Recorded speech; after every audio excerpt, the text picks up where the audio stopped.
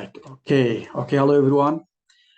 This is Darya talking. I'm very glad to be here at the Third Global Psychiatry Association conference to talk about the public health issue we have in Iraq and Kurdistan that have been increasing in the recent decades. And this is self-immolation of self-burning. So, as you know, we have the suicide is the global public health issue, and we have some common suicide methods that people are using for when they're committing suicide. But one of them is very prominent and very, it's stand outing among the other methods in Iraq, which is self-immolation. So I will give you an overview about the data about the self-immolation, the risk factors and causes, and then the possible intervention strategies to reduce or mitigate this issue.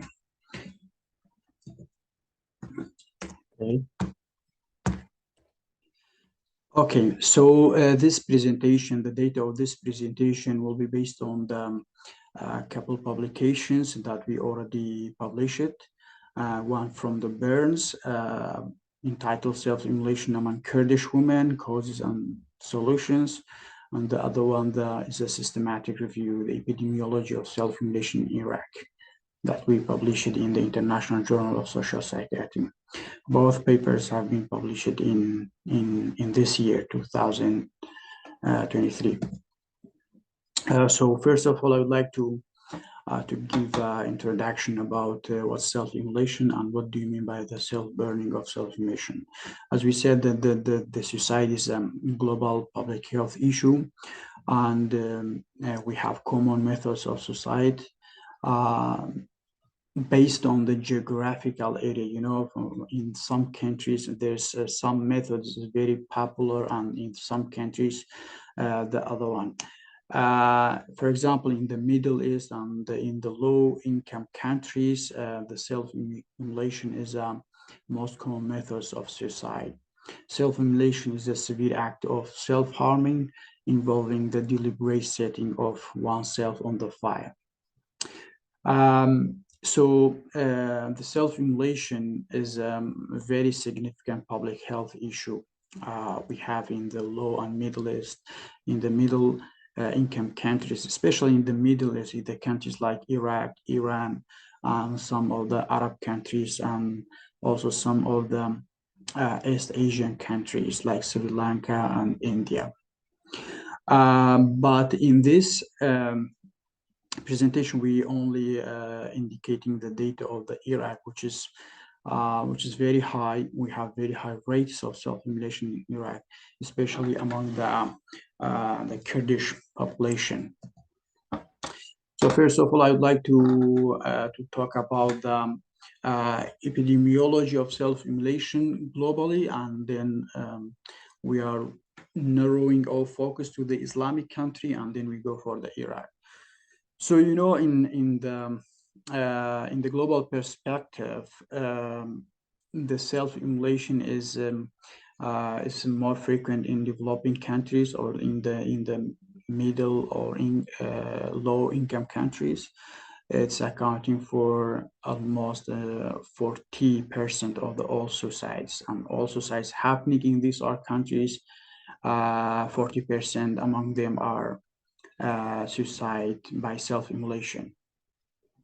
So especially in the Iran, in different parts of the Iran, the self-burning or self-immolation is very prevalent. It's a very prevalent method for suicide. It's account for 1.39 to 9.50% of suicide attempts, and to 25 and 40% of the suicide cases are considered the suicide by self-immolation. In the world data, self-immolation comprises of 0 to 40% of total burn center admissions. For example, in the globally, between 0 to 35 to 40% of all burn admissions consider self-immolation or burning themselves deliberately. So this is depend on the country, and as you said, for example, in the Western country is not a common method. We have very few cases for self-immolation, but in the low-income countries and the Middle East, we have a lot of these are cases. So sadly, 80% of the people committing self-immolation, they will die. They cannot survive. You know, in the Islamic perspective, suicide is forbidden, is haram. But notably, we have data, the common data that indicating the self-immolation in the Arab and the Islamic country is increasing, especially after the Arab Spring in 2011, that people self-immolating or committing suicide by self-immolation as a form of protest, especially among the young Muslim ladies. In some parts of the Middle East and Central Asia is increasing and becoming the cause of death and disability. So again, in the Iran, self-immolation is a significant concern, and we found a lot of research about self-immolation in Iran. Actually, it's about 4.1 and 36.6% of the admissions, all the burn admissions in Iran, is considering self-immolation. So let's talk about the issue of self-immolation in Iraq. You know, all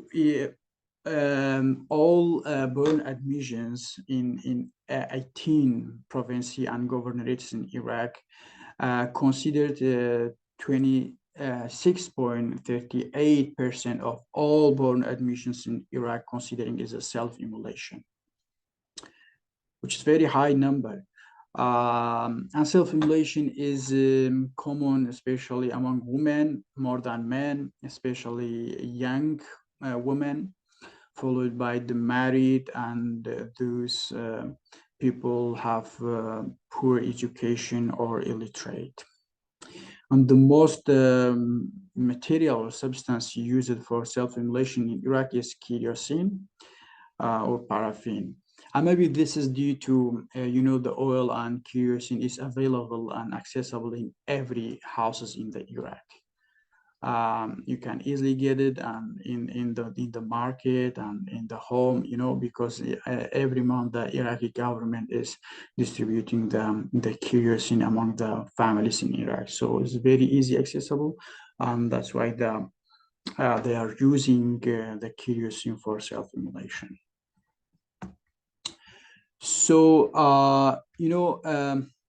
let's talk about the distribution of self-immolation in Iraq. In Iraq, we have two parts. The north part is considering the Kurdistan region, and the other part is the Arab region.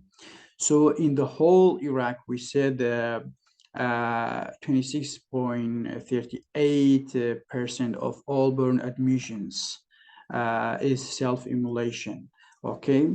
But in the middle and southern provinces of the Iraq considered 60.02%, okay? But in the Kurdistan region, the number is very, very high. In the Kurdistan region, we have 4 governorates, Duhok, Erbil, Slemani, and Kirkuk. Just in the Kurdistan region, 36.75% of all burn admissions considering the self-burn, which is a very high number, even is higher than the Iran. And among the all cities or governorates in Iraq, the self-immolation is very high in Slemani. Just in Slemani, 38.3% of all born admissions considering the self-immolation. We have factors and some factors that contributing to the self-immolation in Kurdistan. We found in our second paper about the causes and solutions of self-immolation. this is the common causes or factors that might be contributing to the self-immolation in Iraq and Kurdistan.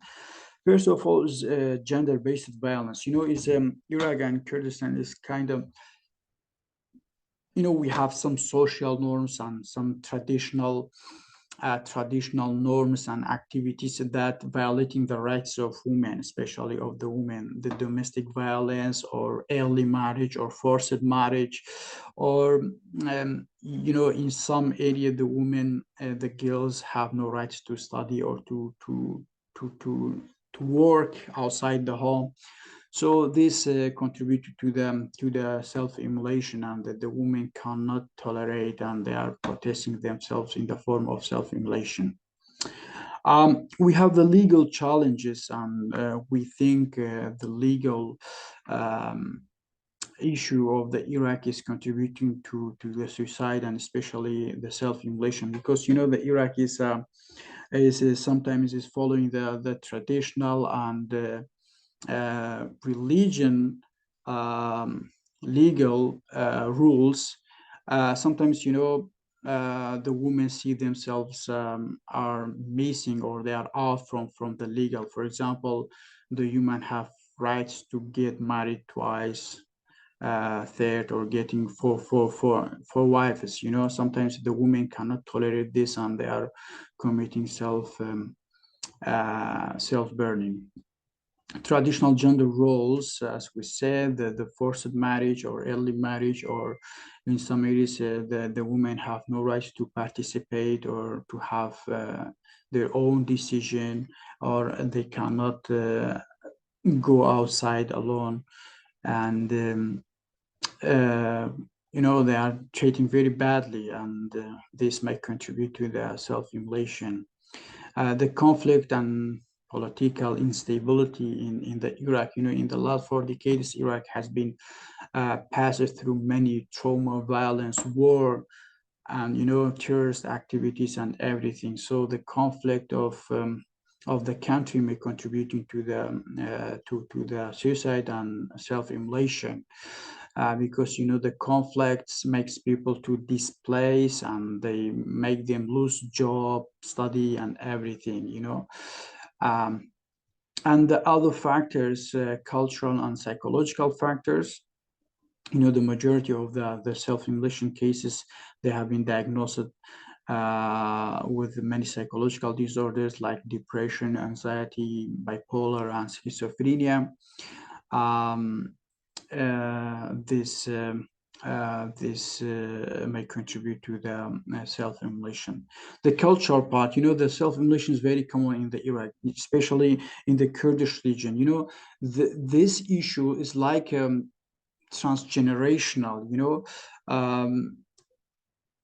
They every girls in the Iraq, when they are acting out, they are threatening you to self-immolation. I don't know where they get this idea. It's like the gender transmission they get from their parents, because the self-immolation is very traditional method of society in Iraq.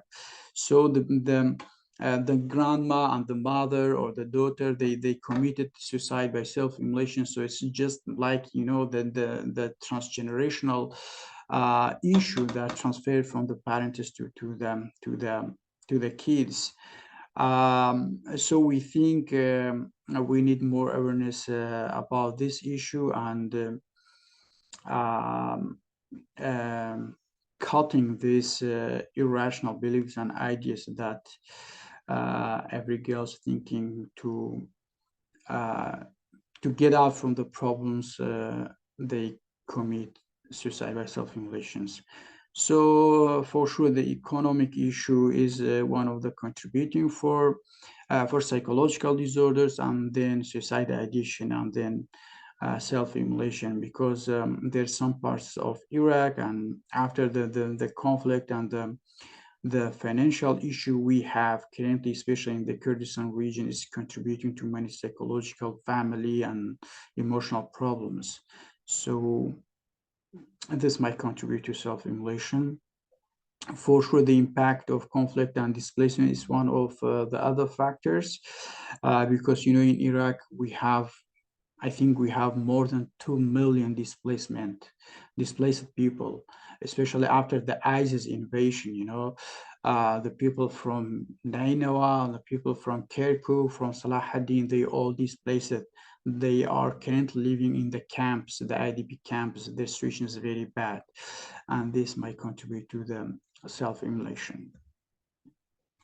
So in our research, we proposed some strategies to reduce and mitigating the issue of self-immolation in Iraq and Kurdistan. One of them is awareness raising. It's very important to raising the awareness of people about the issue of suicide, self-immolation, and psychological disorders. And this can be done by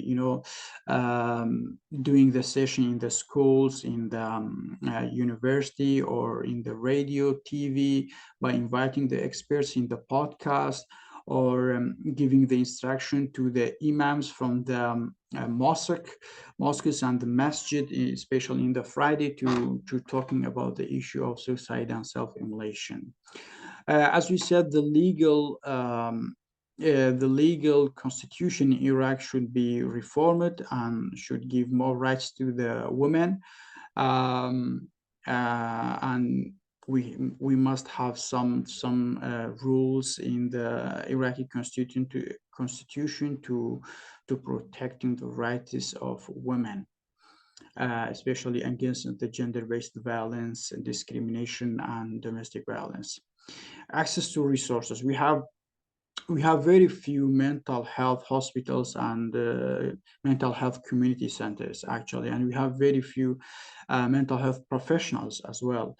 Meanwhile, we have a lot of psychological disorders in Iraq. And in some areas, you cannot find even one center for mental health. In some governorates for the mental health services.